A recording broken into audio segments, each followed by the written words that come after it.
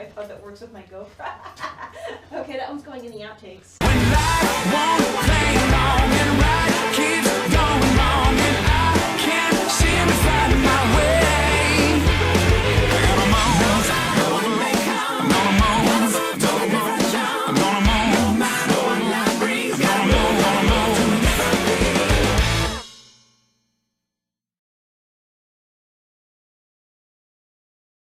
You probably already knew this, but cycling is a great form of exercise.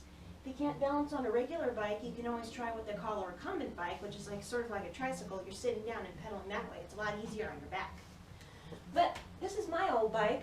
I actually call her Rhoda, and she needs a lot of different things. She needs a paint job, she needs new tires, but she still works, so that's why I keep her.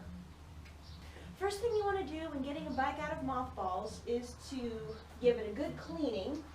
After the basic cleaning, you want to make sure you replace any worn or missing parts.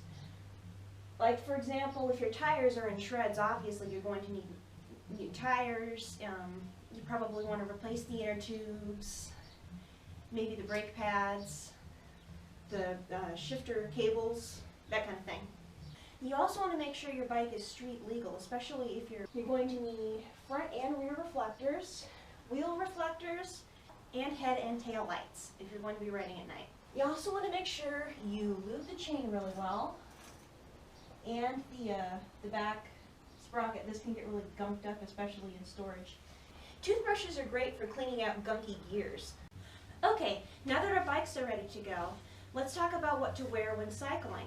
If you're going to be doing much riding at all, you probably want to invest in a pair of padded cycling shorts.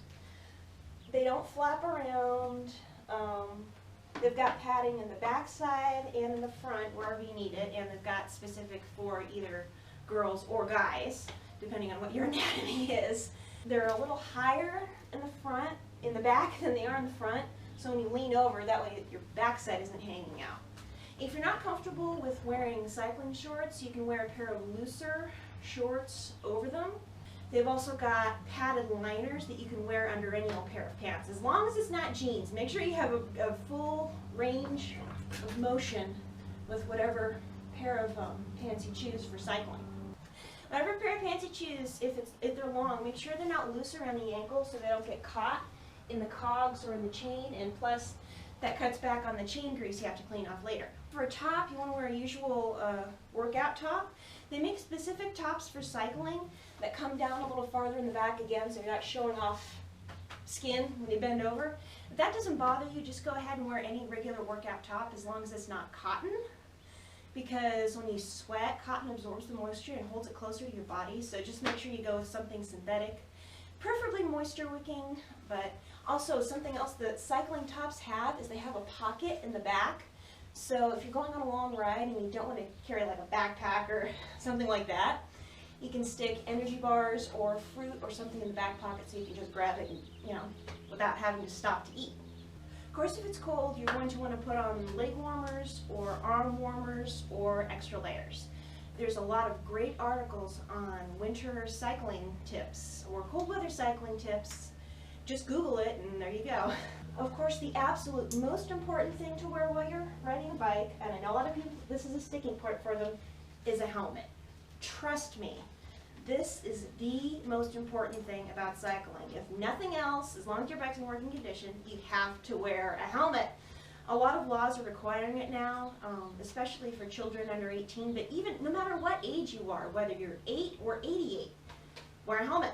I can't overstate this enough. The reason I stress this so much is because I have personal experience with the life-saving abilities of a helmet. About 10, maybe 12 years ago, I was going on a bicycle ride, and the front wheel of my bike got stuck in a grate, and I flipped over, the bike landed on top of me, and boom, down I went. That really shook me up, and I was very, very glad I wore my helmet. So guys, please, find whatever style you want, deck it out however you want, BMX style or this style. They've got some really nice breathable helmets out on the market now. Make sure it fits well. A lot of them have this little knob to adjust it. And when you wear a helmet, make sure it's not covering your eyes.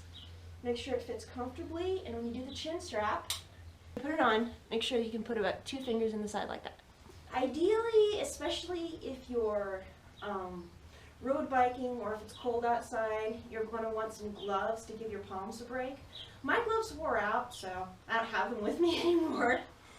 But something that's padded around the palm that'll give your hands a little bit more ease. And there's a lot of great instructional videos on how to ride a bike if you've actually never hopped on a bike before. I learned pretty late. I didn't learn how to ride a bike until I was 18, so don't think that you're too old to learn. Well, that's all for today. I think I'm going to be getting out there and doing some riding. But until next time, this is the Clumsy Jedi saying, don't just sit there, move!